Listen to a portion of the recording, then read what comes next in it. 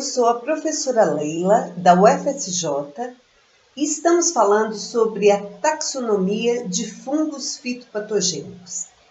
Iremos dar continuidade às classificações dos filos Zygomicota, Ascomicota, Basidiomicota anamórficos no reino Fungi. Mas vamos pensar, o reino Fungi é um reino que teve uma evolução muito importante. Quando estudamos os Chytridiomycetos, que hoje estão dentro dos Plastocladiomycetes, vimos que nesse grupo são os mais primitivos. Existem nesse grupo esporos flagelados, zoósporos, mas que tinham um único flagelo. Naqueles reinos que a gente estudou antes, no reino cromista, ou mesmo no reino protista ou protozoa, quando existiam esporos, e esses esporos eram zoósporos, mas com dois flagelos. Nesse caso aqui, com um único flagelo. Evolutivamente, os filos foram separados, né, dentro desse reino Fungi em filos.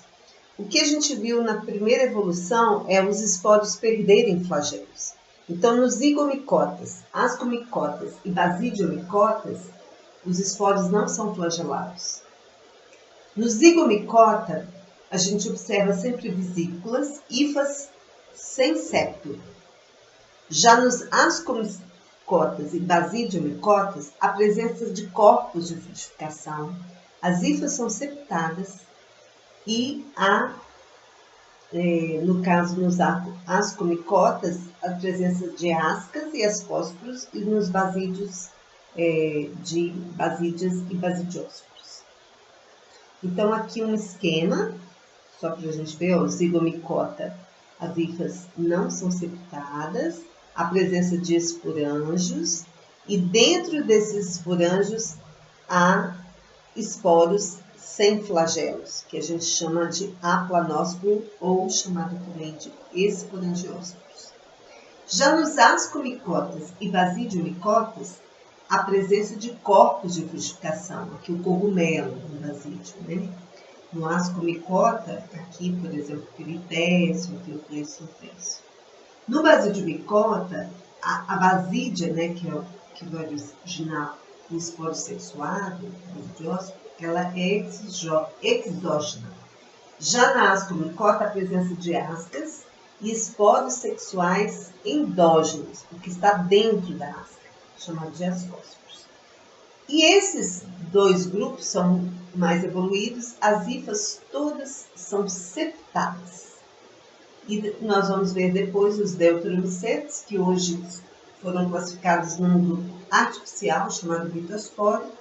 Eles também têm hifas septadas, os esporos podem estar dentro de, nascem conidióforos, né, chamados de conídeo, são conídeos livres, ou dentro de corpos de frutificação aqui, nesse caso o picnídeo.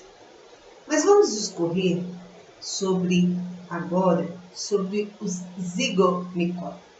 Ele tem um cérebro bem desenvolvido, as hifas não são septadas, já falamos, né, são cenocíticas, e tem a presença de esporângios, e os esporos que não têm flagelos são abrigados dentro desses esporângios, que são espécies de umas vesículas. Esses esporos são os assexuais, chamados de esporangiósporos, porque originam dentro do esporângio, ou mesmo aplanósporo. A seria a negação de ter flagelo, né? Eles são chamados aplanósporos. E o esporo sexual se chama zigósporo, que dá o nome do próprio grupo, né? Do filo Zygomicota. Nesse filo, encontramos algumas micorrizas arbusculares e gêneros que atacam plantas, né? Gêneros fitopatogênicos, podemos citar o muco e rhizopus. Geralmente causam podridões em frutos e sementes. Então, aqui o esporo sexuado desse grupo, o Zygomicota, a formação dele, né? Desde do próprio progametângio, gametângio, até chegar ao zigósporo mesmo, aqui propriamente dito. E aqui uma foto de microscopia eletrônica desse zigósporo, que é o esporo sexuado.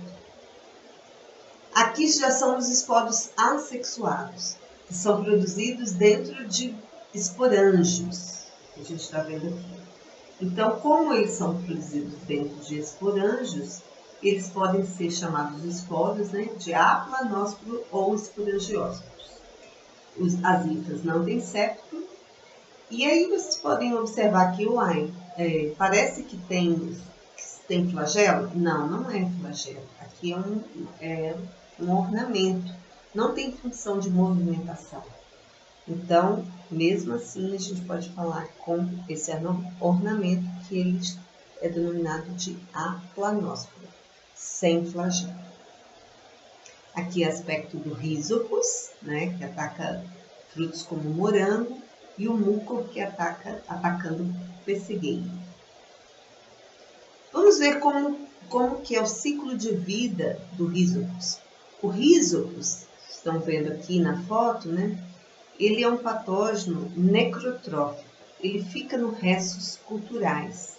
A partir da colheita do morango, né? Ele pode ficar no solo. E esses esporos, os aplanósporos, eles podem ficar na superfície do morango.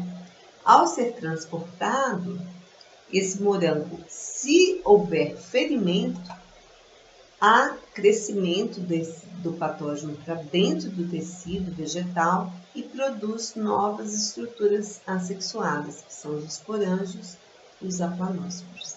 Então, podemos observar que é um ciclo simples, mas algumas coisas nos chamam a atenção. O fungo é altamente dependente de restos culturais. Então, essa pode ser uma das formas de combate, né, de manejarmos essa doença, evitando restos culturais. Outra questão, evitando ferimentos, principalmente na colheita e no transporte, né?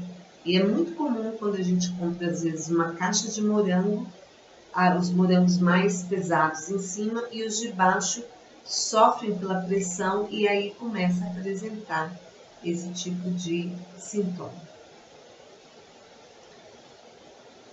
Visto sobre o reino zigomicota, agora vamos falar sobre o ascomicota. O ascomicota é um fungo muito importante. Ele é a maioria dos fungos que atacam plantas, a grande maioria.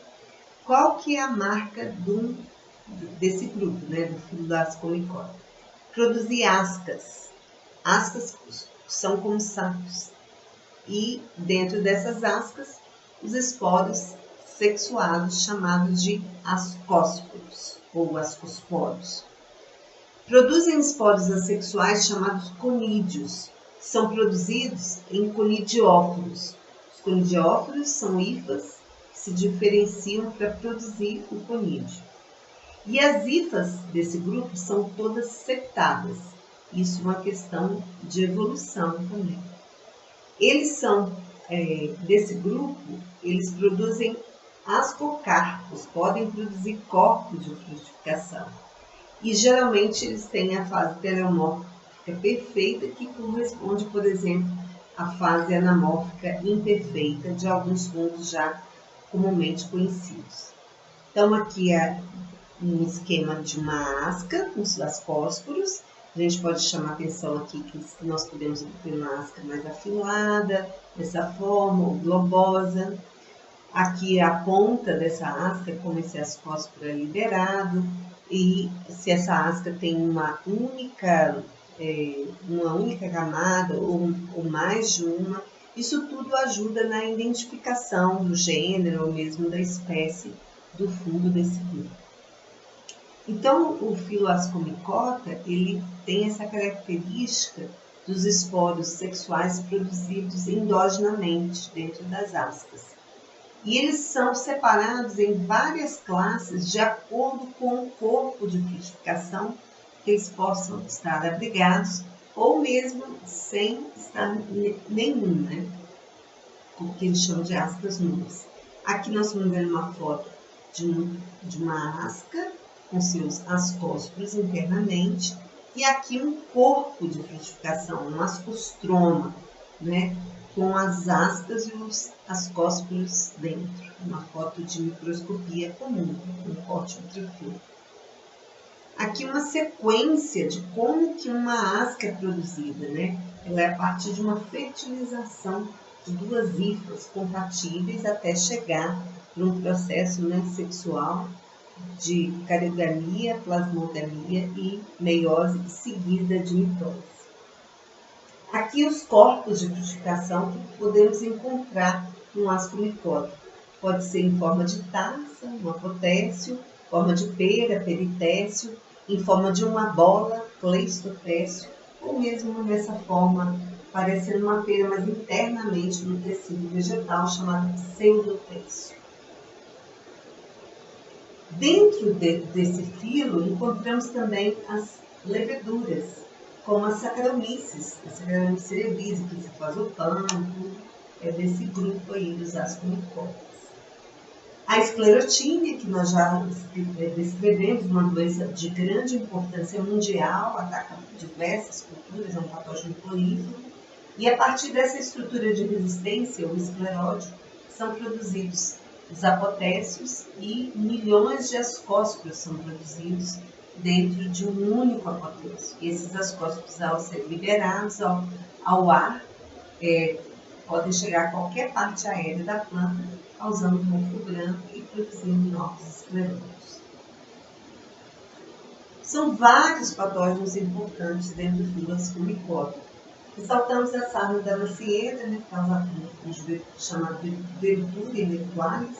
Aqui nós podemos ver que uma planta de macieira, quando perde a folha, né, ao final de sua safra, que é uma planta caducifólia, ou mesmo quando o fungo, né, infecta e as folhas caem, nos restos culturais pode-se produzir a fase sexuada, uma questão de estresse. Aqui a gente vê o esquema das ascas com os ascósporos, e esses ascósporos podem ser liberados ao vento, chegar, né, não só ao vento, mas um vento com umidade, chegar nas folhas, nas pétalas florais e causar infecção.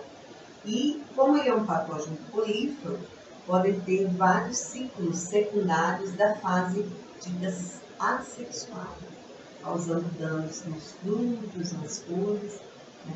É um patógeno prolífero. Não, prolífero não, desculpa. Policíclico. Também desse filo ascomicota, podemos ressaltar a cigatoca negra, uma importante doença em bananeira. Né? Aqui nós vemos o aspecto do sintoma drástico. Então, aqui representado o ciclo da doença. Normalmente, se é uma doença policíclica, vários ciclos secundários acontecem na fase assexuada. Mas, em determinada situação de estresse, pode-se produzir a fase sexuada sobre os restos culturais. E isso aumenta a variabilidade deste patógeno, a variabilidade genética, que faz com que os ascósporos liberados infectam novamente. Isso dificulta quando a gente tem grande variabilidade no patógeno nas medidas de controle, como, por exemplo, a produção de uma cultivar resistente à durabilidade dessa cultivar. Falamos então sobre os filos zigomicota e ascomicota neste vídeo e daremos continuidade nessa sequência de videoaula na próxima, falando sobre o filo basidiomicota e dos fungos anamórficos ou microscópicos. Espero vocês no próximo vídeo.